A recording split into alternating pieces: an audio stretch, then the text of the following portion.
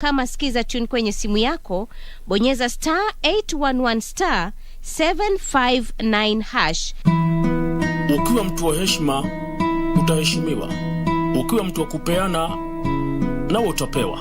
Ukiwa wewe ni wa kudharau wengine, utadharauliwa. Ukiwa wa chuki, malipo ni yale yale. Ikiwa wewe ni mtu wa haramu, vile vile itakupata tu. Na kama wewe ni mtu wa kushauri kwa hekima, kupata heshima, bonyeza *811 759 hash. *811 759 hash.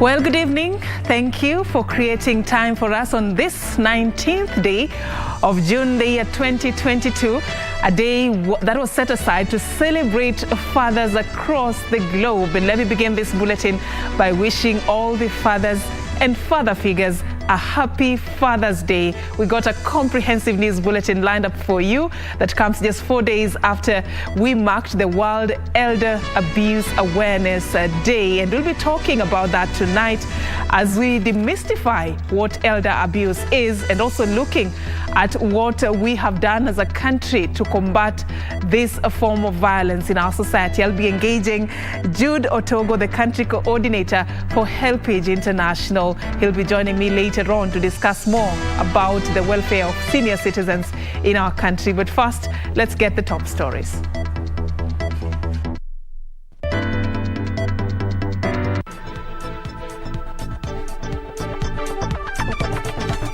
These are our final orders, that the complaint be and is hereby dismissed with no orders. A step from the ballot. IEBC Disputes Tribunal says Sakaja and Ndete are free to seek gubernatorial seats. I will not be intimidated, says Deputy President William Ruto, as he expresses optimism of victory in August. And it's low-key Father's Day celebrations in Kenya, with many dads decrying the high cost of living.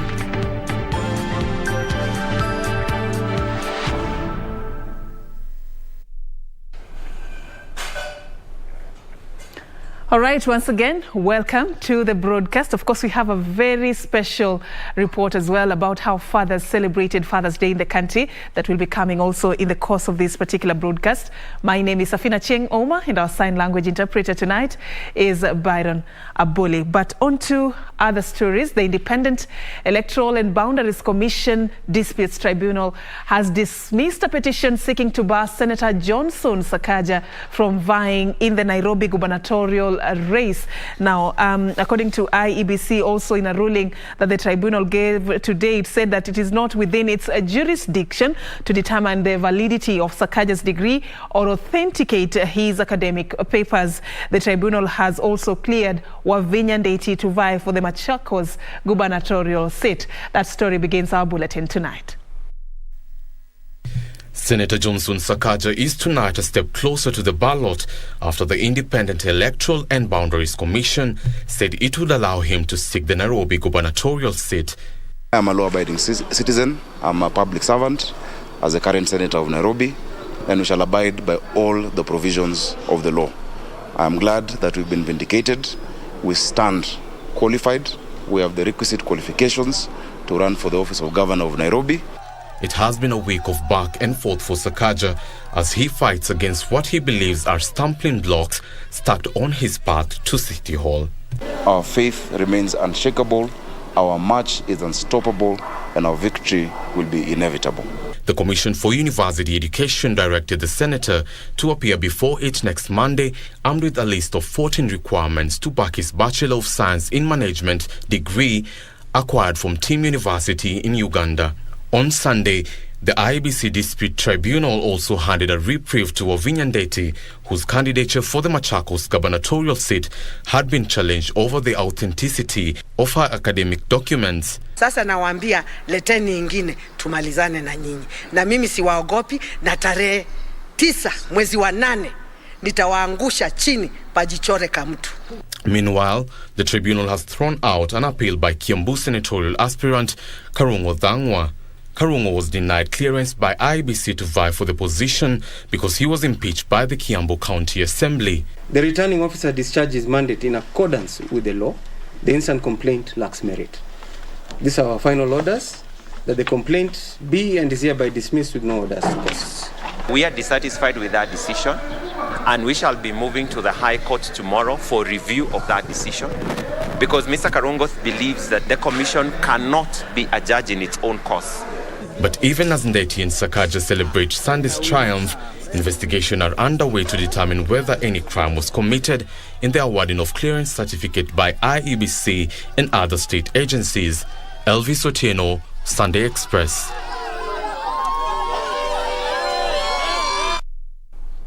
Thank you, Elvis, for that report. Now we stay on the road for 2022 for you.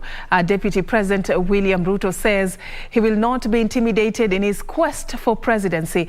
Ruto, who held a rally at Jacaranda grounds in Nairobi hours after police had barricaded it, said he is confident he will emerge winner in the August 9th poll. Deputy President William Ruto's Sunday began at Jesus Winner Church in Roysambu, Nairobi, the United Democratic Alliance presidential flag bearer committing to use his abilities to protect the church, which he claims is under attack from some political quarters. Na tutazidi na kutembea pamoja na nyinyi, msikuwe na wasiwasi. Hata ile shamba yenu mulikuwa na matatizo hapo. Mimi nataka niwahakikishie Bishop,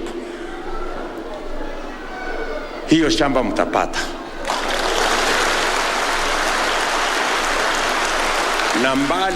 Na mbali na hiyo ni kidogo. Sasa tutawatafutia shamba ya serikali tuwapatie.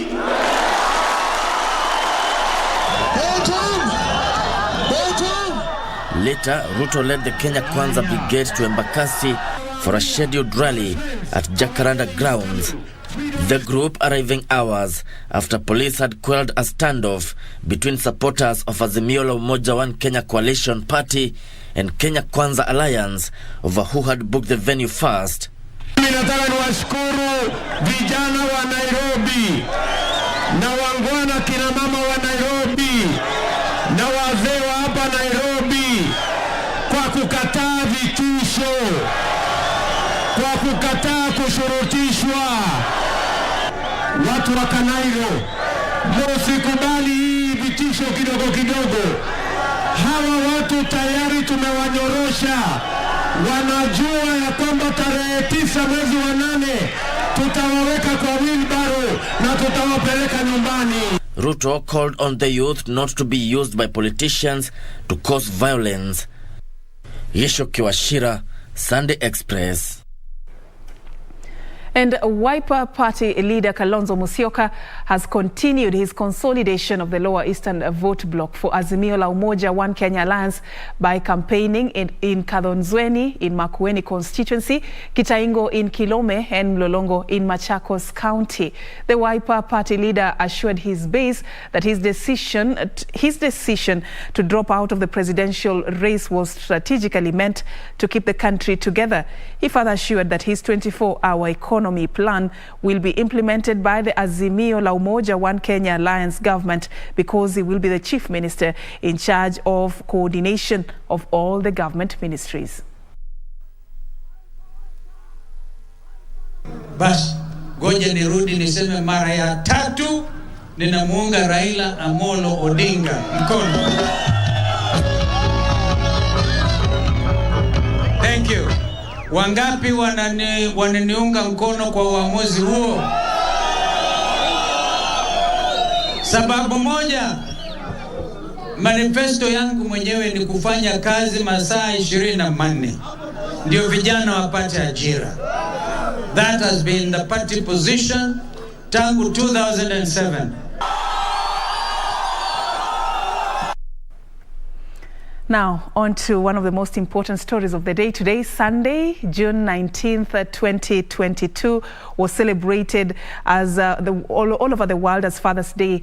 Now, in Catholic countries in Europe, fatherhood has been celebrated on March 19th as Saint Joseph's Day since the Middle Ages. In the United States, Father's Day was founded by Sonora Smartdot and celebrated on the third Sunday of June for the first time in 1910. In Kenya, festivities, if any, were low-key and the day almost went unnoticed despite the role played by fathers in supporting their families. Pumwani Maternity Hospital in Nairobi. We meet Francis Mwangi. Francis is happy to be counted as a father. As a first-time dad, he says it is overwhelming to receive his bundle of joy. The feeling is, it can't be explained, but it's very a good feeling. I'm very happy. He acknowledges that his new role as a father gives him a great sense of responsibility. Kuna ile feeling ya wasiwasi pia sana. Lazima tungangane pale juu. Kama una ile pesa, hata shughulikiwa vile unahitaji. Ever since I got pregnant, he's been with me the whole journey. I'm in support vizuri, clinic amekuwa akinipeleka. Sentiments shared by Sebastian Madhangi, a second-time dad who is oblivious that it is Father's Day. Hiyo nayo tumesahaulika juu hata mimi nyinyi mnaniambia. Sikuwa najua. On this special day, Sebastian's wife recognizes his pivotal role. Mi wangu nimeona ana muhimu kwa njia mingi. Juu anatushughulikia. Despite the pomp and color that usually characterize other celebrations such as Mother's Day, Father's Day was a low-key affair with a section of Kenyans blaming the high cost of living. Ingekuwa ni sherehe ya kina mama leo, mji ungekuwa umefurika, mambo yangekuwa ni mengi yanafanyika. Lakini kwa sababu ni sisi ya kina baba, naona tumeachwa nyuma. So kweli hakuna pesa kabisa, hali ni ngumu, vitu vimepanda. Unasherehekea lakini usherehekea sababu ngale vyo budget yenyewe iko ngumu sana. Others, like Wilson Njagi, chose to make the most out of the day by spending time with his son at Uhuru Park in Nairobi. Ni wengi sana wakipenda kuwa kama mimi. Ama wanatembea na kijana kama huyu, lakini wana hiyo nini? Nafanya kwa ajili ya huyu ndio furaha yangu. Akifurahi basi na mimi nimefurahi. Father's Day this year was also being marked amidst concerns of the surge in the number of absentee fathers in the society. Watoto wanaenda mpaka wanakaa sasa wamekosa baba. Sasa waende wakijua kwamba sisi tunawapenda na waonyeshe tu thibitisho kwamba hao ndio wa baba. We need to show evidences that we are actually responsible fathers so that we raise the boys of this world to be next generation fathers. Ningeomba wanaume wote Kenya mzima tuweze kuchukua ile responsibility na tukue pale kwa watoto wetu. Tukue hapo juu watoto wetu. Happy Father's Day to you. Happy Father's Day to you. Happy Father's Day to every man where they fight for their responsibility.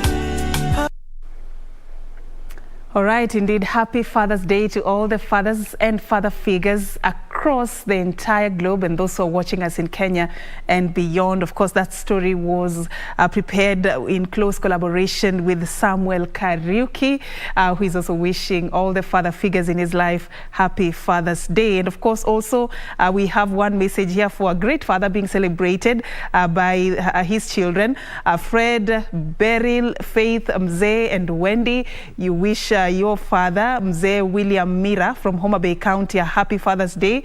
and a very beautiful message there. You say you sacrificed your good days to make our latter days brighter. You ensured that we were always well taken care of and lacked nothing. May the good Lord grant you good health and long life. We love you, Dad. Happy Father's Day once again from your children, William Mira. As we take this break, we encourage you, wherever you're watching us from, to send in your messages. Who do you celebrate today? A father figure? We will be reading some of them before the tail end of this broadcast. Of course, you can do that at KBC Channel 1 at Serfine_Achieng. Use the hashtag Sunday Express. Let's take the break now.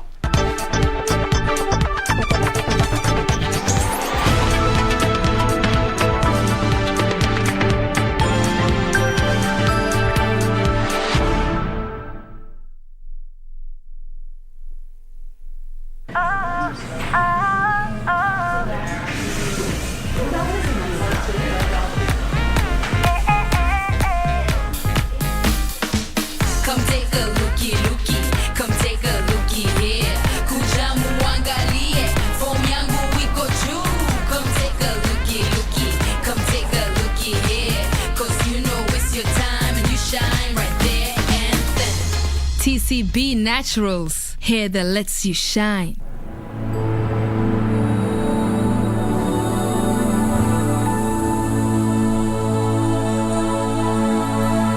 Every day, over 15 million members are transforming Africa.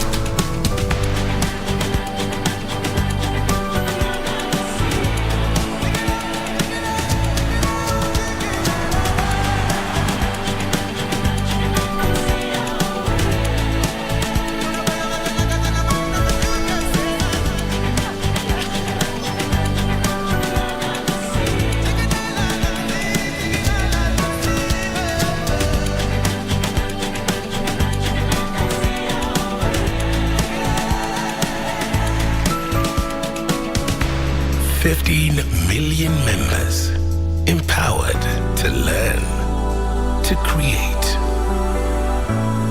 to grow, to harvest, to lead, to dream.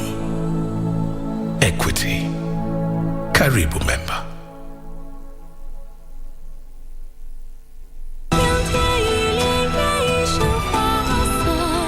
I arranged a great marriage for him, the kind other men dream of, and he wants to break it off. If this is what you insist on, all I could do is take my own life. You want to die for her? Samuel has truly messed up. It won't be long till the whole world knows he wants to break off the engagement. I couldn't care less if he breaks it off. Why would it matter? I hope I'm not intruding. I'm just passing through. I'm Ferna from Green Hill. Show some respect. Elliot! 都是家乡。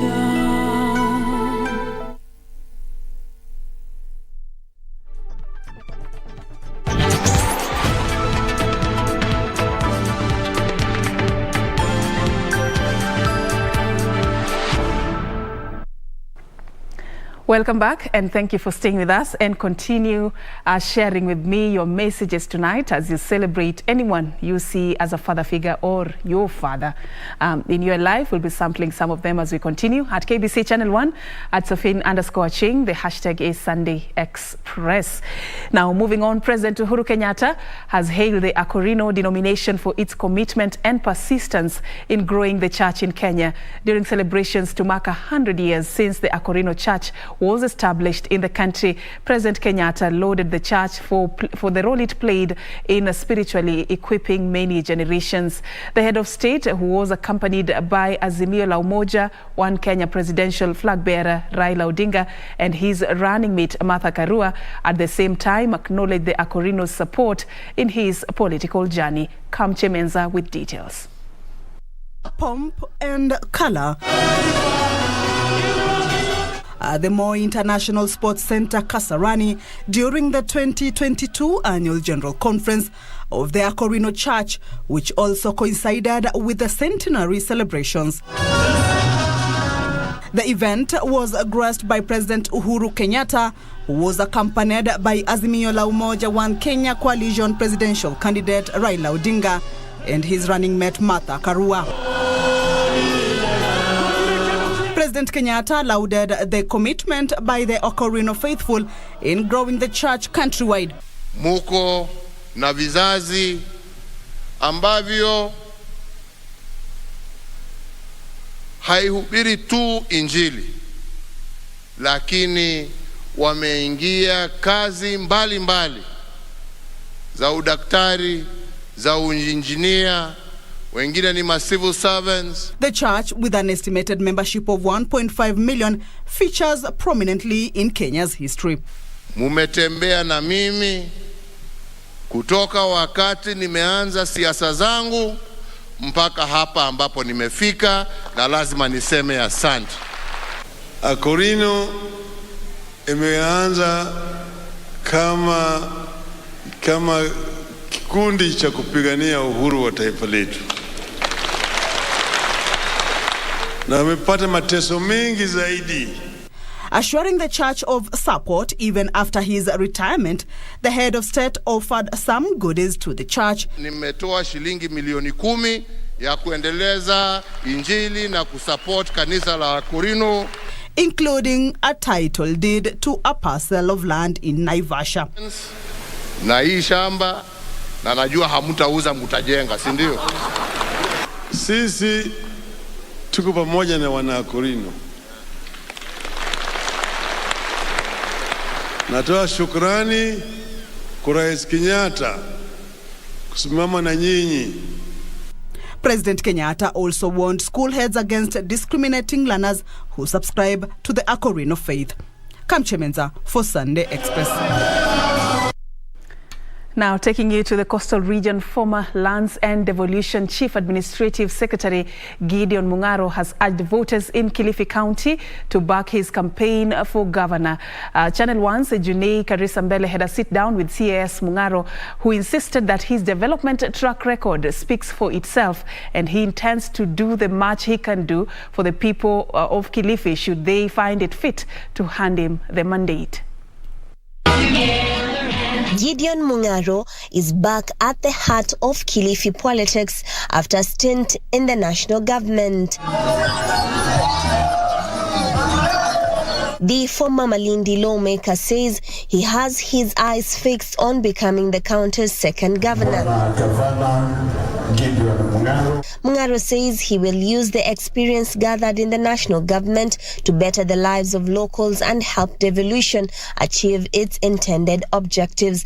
When I won the Kilifi, I formed the Kilifi government, and we also formed the national government under ODM and Azimio.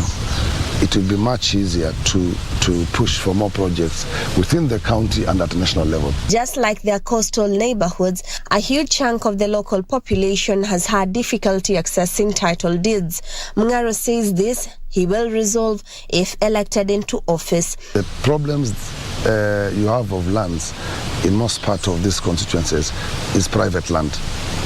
So the only way is to work the county government and the national government to see how we can negotiate with the landowners to see how we can acquire some of this land through the SFT.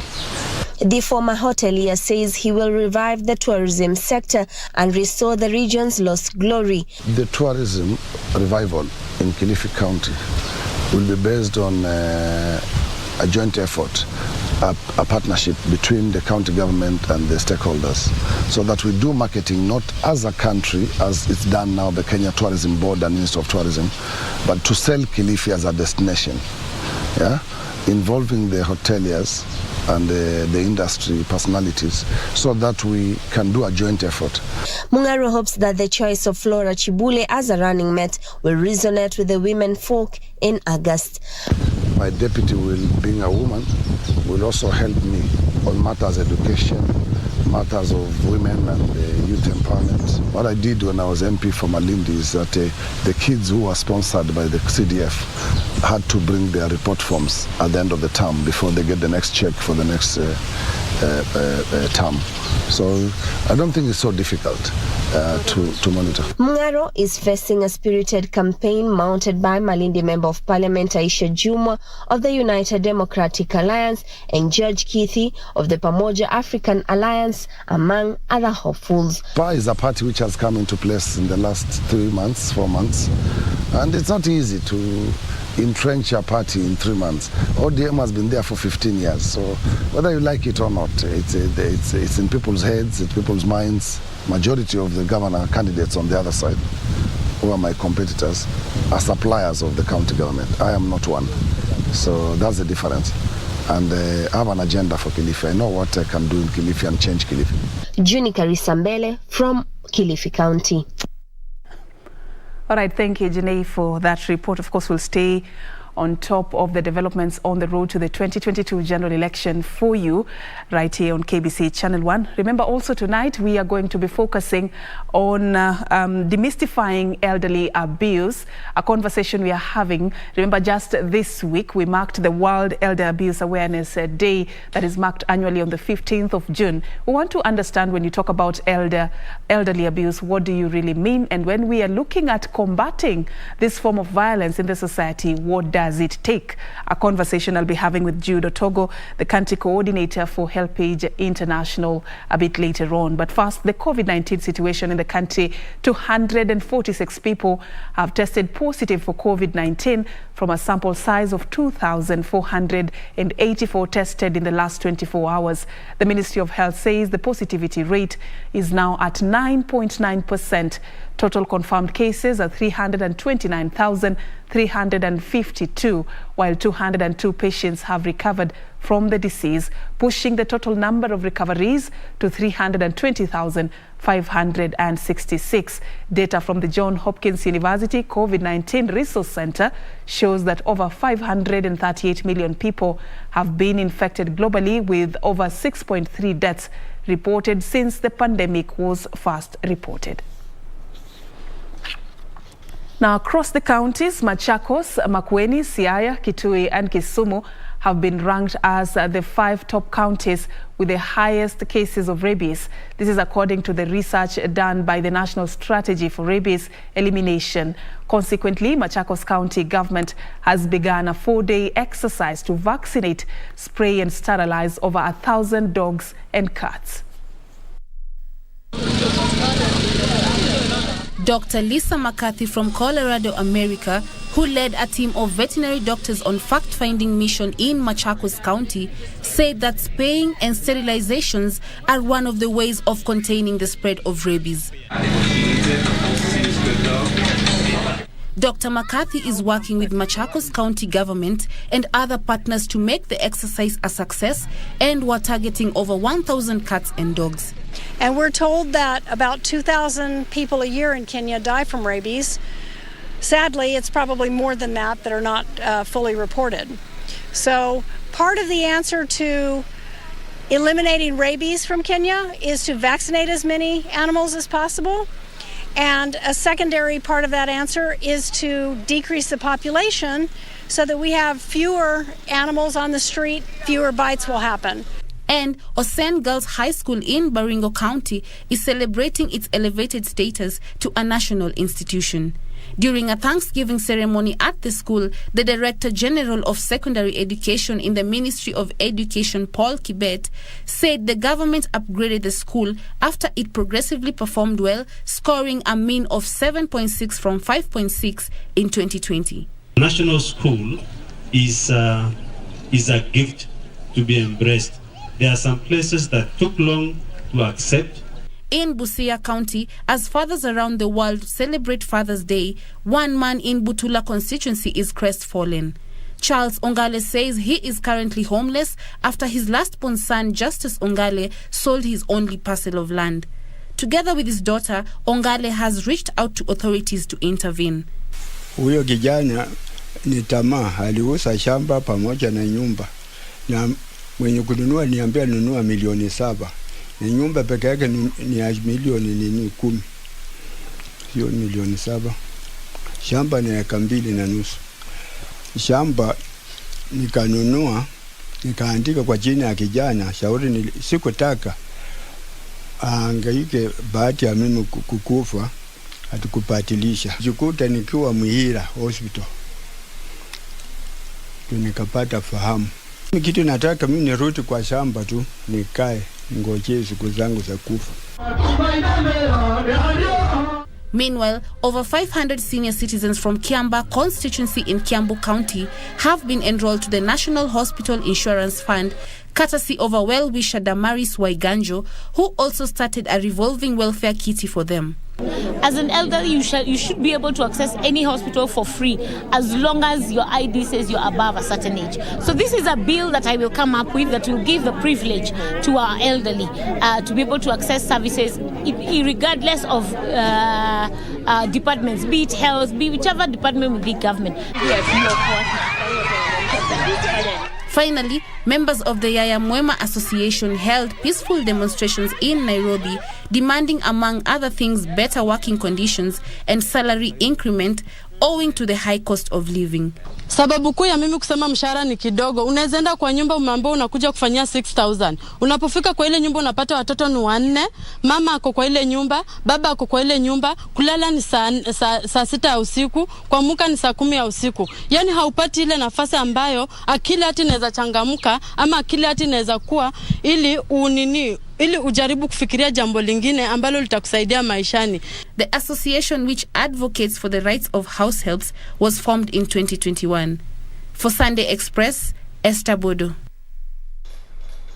All right, from the counties, I invited your messages of honoring somebody you see as a father figure in your life, and let me sample some of them. Valerie, Melanie, and Hezekiah. You wish your dad, Hezbon Okello from Umoja Inako, a happy Father's Day.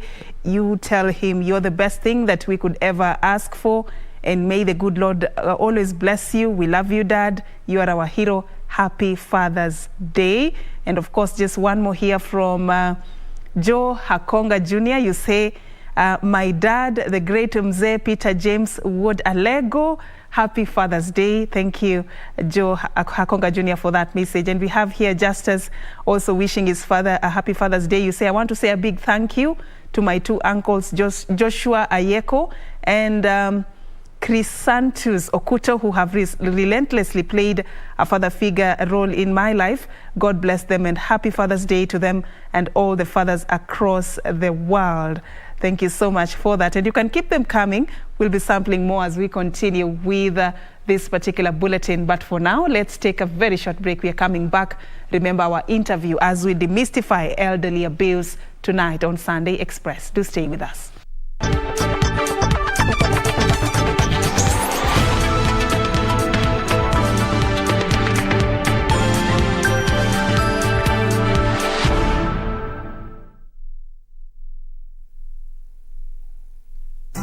Wakati unapotunza upendo na utamaduni, ni halisi inakuwa tundo la maisha.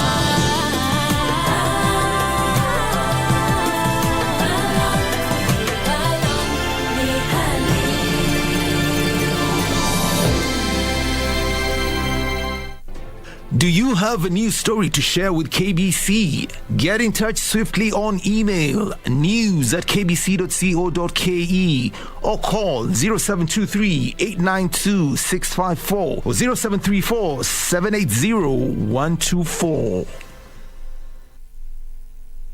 Our arts and entertainment industry has evolved over the years. It is at such times that our destinies are written. Will we rise up in courage or die in cowardice? Who are the movers and shakers in film and theatre? Get trendy as we review locally produced films and stage drama every Wednesday at 9 p.m. on cinemas and theatre. Brought to you by the Kenya Film Commission. Film Kenya, Capture Africa.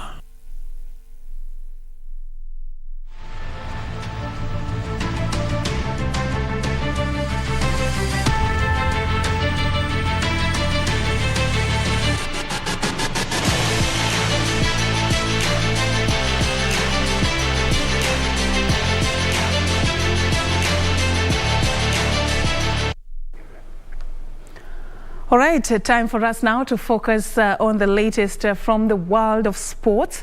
And the 2022 WRC Safari Rally Kenya gets underway on the 23rd of this month in Naivasha. An all-women crew of Lisa Christopherson and KBC journalist Pauline Shegu will be among the 33 entrants who will take part in this year's edition. The duo has appealed for financial support from stakeholders and also the Ministry of Sports to enable them to participate effectively in this annual event. Speaking to KBC Sports here in Nairobi, Lioness Rally founder and driver Lisa Christopherson stated that they were ready to fly Kenya's flag high during the annual event if they get necessary financial support.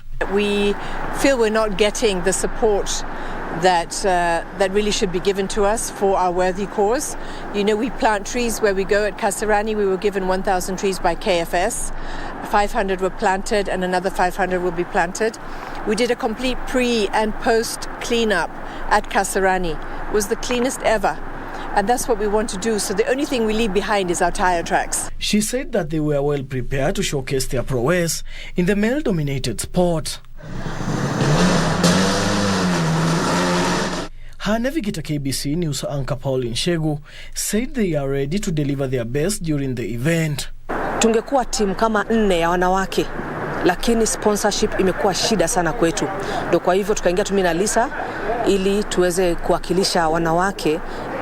Mbali na changamoto ambazo tunapata, imekuwa vigumu kuleta wanawake wengi, hata mimi pia kushiriki kama dereva mwaka huu kwenye mbio za magari. Ndio kwa maana nikakuwa navigator wa Lisa. Ni kwa sababu ya changamoto ya sponsorship. The two Lioness Rally drivers will be the only all-women crew in the event. Wajua tena waambiwa ile ya mwisho ndio wanzuri, na chakula kinachopikwa kwa muda mrefu ndio kinaiva kinakuwa kitamu zaidi. Kwa hivyo najua chakula chetu bado kinatokota kwenye mtungi, kitakapokuwa kimeiva najua kitakuwa kitamu.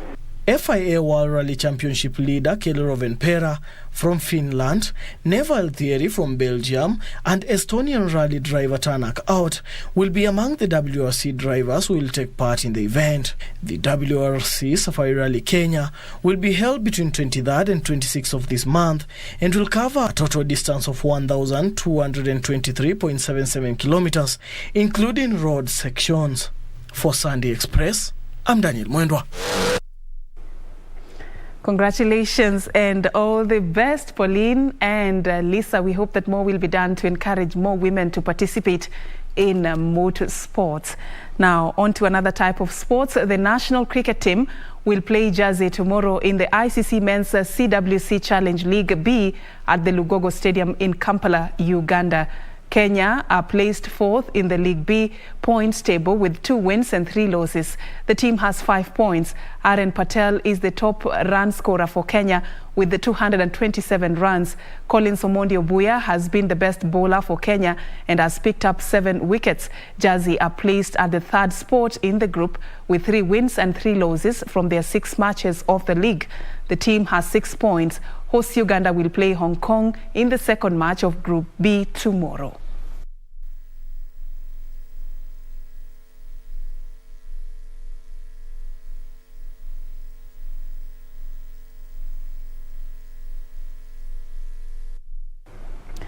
Now, Alfred Mudhomi and Saruni Nais beat Naftali Muturi and Patrick Waithanji 2-0 in the seniors doubles in the badminton tournament held at the Diamond Plaza Indoor Arena in Nairobi. Mudhomi and Saruni won back-to-back scores of 21-18 and 26-24. In the semi-finals, Mudhomi and Saruni beat Mushiri Peter and John Mburu 21-15, 12-21 and 21-9, while Naftali Muturi and Patrick Waithanji beat Patrick Kinywa and Sami Ngahu 21-10 and 21-15. The tournament is also a curtain raiser for the Triangle Sports Badminton Challenge tournament slated for the 25th and 26th of this month. Badminton in Kenya is growing, okay? There is some raw talent and guys are playing good and the future looks bright. You know, see, tournament give us the scope, okay? And we all are learning, okay? You know, we are playing our best, we are playing with a seeded player. So it's a learning experience and I believe they need to organize more tournament. The match practice is important when you are playing match and definitely we are going to grow and learn lots and it's again to Kenya.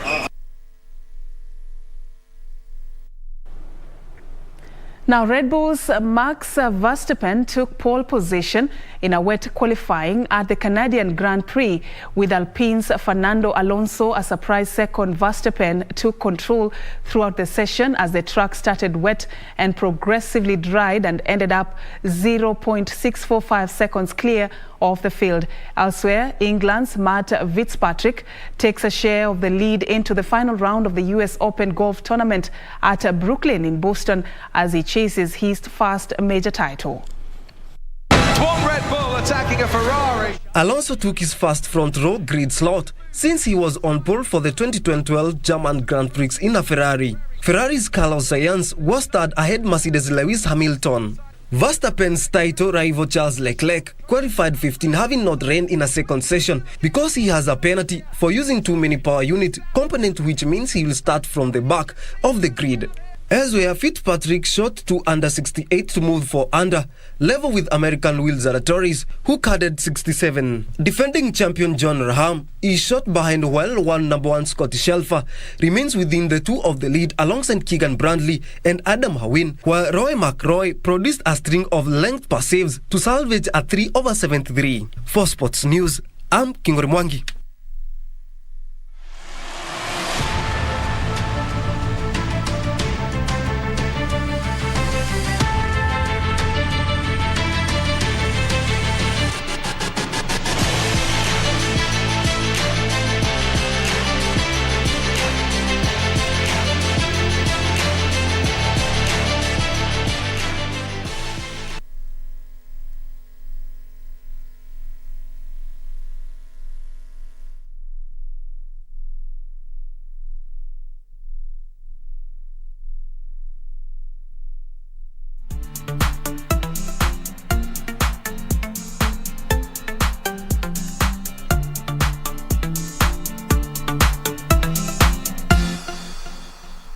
Top sports attractions on KBC Channel 1. In July, Kenya Morans face off against the DRC, Egypt and Senegal in the FIBA Basketball World Cup African qualifiers in Alexandria, Egypt from 1st to 3rd of July 2022.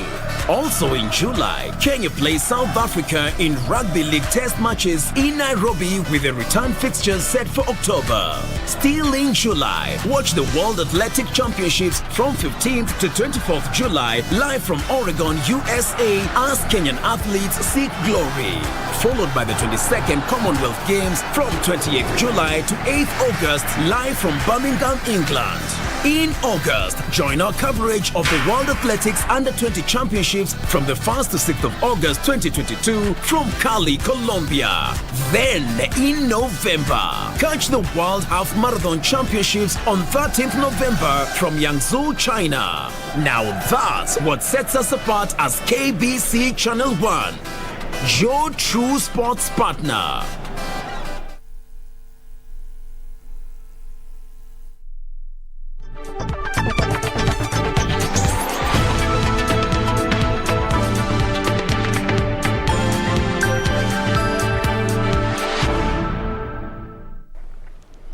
Welcome back and thank you for staying with us. And it's now time for us to begin our conversation for the night as we demystify elderly abuse. Just a few days after we observed the World Elder Abuse Awareness Day that is marked annually on the 15th of June, we want to understand, when we talk about elderly abuse, what is it that we mean? And the focus is on combating these forms of violence in the society. What does it take? What is your role? What is my role? What is the role of the government in ensuring that we observe and ensure that we stay, true to the welfare of the senior citizens in the society? Just a few projections from the World Health Organizations. We may be asking this population, how many are they and what are we looking at when you're talking about elderly abuse? So projections from the World Health Organization show that the global population of people who are aged 60 years and older will double. In 2015, it was 900 million. But of course, they project that by 2050, the people who are above 60 years and above would be as many as 2 billion. So even as these numbers continue to rise, the concern right now is the surge in cases of abuse against those who are above the ages of 60 years. They say that around 1 in 6 people who are 60 years or older experience some form of abuse in the community. And of course, during the COVID-19 pandemic, experts also mentioned that these cases really went high. So what are some of the things that we need to be sensitive to, and what is this elder abuse that we are talking about? And that is why we have tonight Jude Otogo, the country director, Helpage International. Thank you for creating time for us, Jude. Thank you for having me. Yeah. So it's just a few days from, the World Elder Abuse Awareness Day. And many would be, curious to know what is the significance of this particular day. Let's begin there. Thank you, Serfine. Probably before I even get there, let me join the rest of the world in wishing all fathers happy Father's Day. Yes. Biological fathers, but also father figures in this country and the world. And happy Father's Day to you as well. Thank you very much. As you rightly observed, we marked the World Elder Abuse Awareness Day on the 15th of June, and this time round, the national celebrations happened in Kilifi County at a place known as Mrima Wandege. But even before I get there, probably I should just say something about Helpage International. Helpage International is basically a secretariat to over 150 organizations that are working to advance the rights and well-being of older people globally. And our mission is to ensure that we have a world where every older person enjoys a dignified life, they lead healthy lives, they are safe and secure, and that they are able to enjoy the rights that are conferred upon them, not just globally, but also by our Constitution. And we cannot be talking about healthy lives, secure lives, dignity, when there is a lot of elder abuse happening around us. The World Elder Abuse Awareness Day is a day that was set aside about 15 years ago in recognition of the fact that lots of older people aged 60 years and above suffer various forms of abuse. And so on this specific day, we come together as stakeholders in the population aging space to sensitize the general public about the various types of abuse and to condemn those abuses. And so that's what the World Elder Abuse Day is all about. And when we talk about elder abuse, what are we talking about really? In society, we have various forms of relationships, and there's an expectation of trust, whether it's within the family environment, whether it is within the community environment, in institutions to which we go for services, and other places. So in that trusting relationship, we have some expectations. and that there are some actions, appropriate actions that older people expect of the people that we trust. And so when inappropriate actions are taken against older persons, that constitutes elder abuse. And when the appropriate actions are not taken again, that constitutes elder abuse. So it's both actions of omission and actions of commission. All right, so inappropriate action against them and omission of taking appropriate action, things that they deserve. I want you to be a bit practical, because these are things we could be doing without knowing, or even some would be doing it just deliberately, knowing what they're doing. When you're talking about, elder abuse, what are the examples? What are the forms or, things that you've observed that you'd cite as the types of elder abuse that are common in society, especially in Kenya? I know the commonest, or what most people see as elder abuse currently in this country, is the recent cases of lynching of older women in Kisii and in Kilifi on account of their age, really. But we know the underlying causes. And lynching is really an extreme form of elder abuse. However, there are other forms of elder abuse that are quite prevalent in our society. There are actually 5 forms of elder abuse. We have physical abuse, we have emotional abuse, we have financial abuse, we have sexual abuse. And for example, when we talk of physical abuse, this is includes things like beating an older person, hitting them, shoving them around, and that happens quite a bit in our society. Take, for example, we are queuing for a service, and ahead of me I have an older person, and I feel they are slow. What do? I push them on account of them being too slow, and that is really abuse. That's a mild form of abuse that nobody may consider an abuse, but it is an abuse. If an older person, for whatever reason, has probably skipped taking their medication, because it happens at that age that they also have dementia, they are bound to forget. We call them stubborn and hit them, purporting to discipline them to comply with their treatment regimen. Those are very simple but day-to-day forms of elder abuse that happen in our society, physical forms of abuse. Emotional abuse, we intimidate older persons, we insult them, we mount verbal insults and assaults against older persons. Those are very, very common. Call them names, taunt them as to why and they are not able to do some things. Those are forms of abuse. Financial abuse is also quite rampant. For example, we have the government program on cash transfers. An older person might want to send a younger person to go and cash for them cash. And so what happens? I take their identity card and probably the mobile phone to go and withdraw cash and keep some 200 shillings out of the 2,000 and say, this is payment for the work that I've done for you. That's financial abuse. But we also disinherit older persons of their property, misappropriate their resources. We also take away their property by force, residences, land and others. Those are all forms of financial abuse. Of course, sexual abuse is obvious and unfortunately is committed by mostly caregivers or even younger family members, and especially the victims are older women.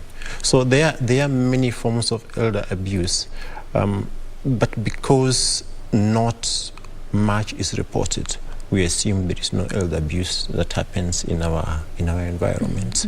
Yep. Why do you think there's a gap, if I may use that term, in reporting and investigating some of these cases? Why do you think there's a bit of silence on this form of violence compared to other types of violence in the society? What is it that we are lacking?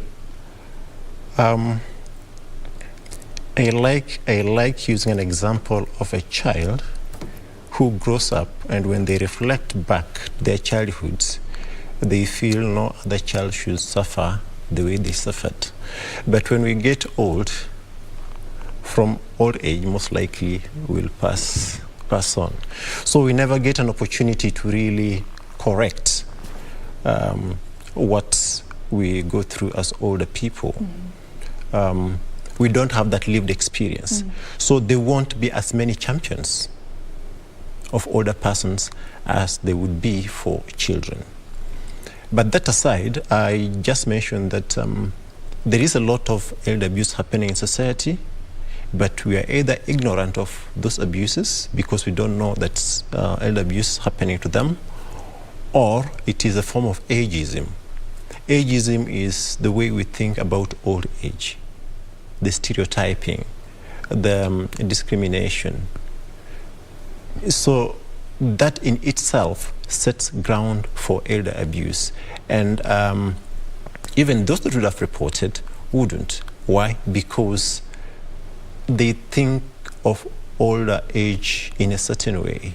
They don't see anything wrong with someone pushing an older person because we think they are slow, slapping them to convince them to take their food. So there is that ageism, and it sets grounds for elder abuse. Yep. All right. So, the focus right now is centered around combating elder abuse. And I know there are a lot of efforts that are being put in place to ensure this is done. Before we get to what it takes and what needs to be done on combating elder abuse, I just want you to look at our status as a country in terms of the policy framework, the legal framework, and even investment in our national priorities. Where do you think the agenda of senior citizens falls? What are you concerned about as a stakeholder? First of all, the Constitution is very clear. It sets safeguards for older people's rights. And various articles cite non-discrimination and the right of older persons to participate in social affairs. We also have a national policy on older people and aging, which sets the framework for programming around older persons. And recently, the country did ratify the Africa Union Protocol on the Rights of Older Persons.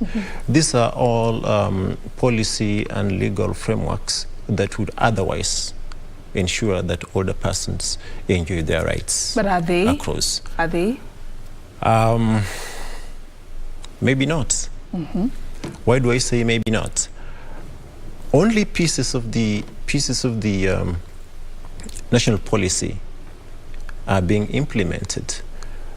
What we need as a country is to formulate comprehensive legislation on older persons.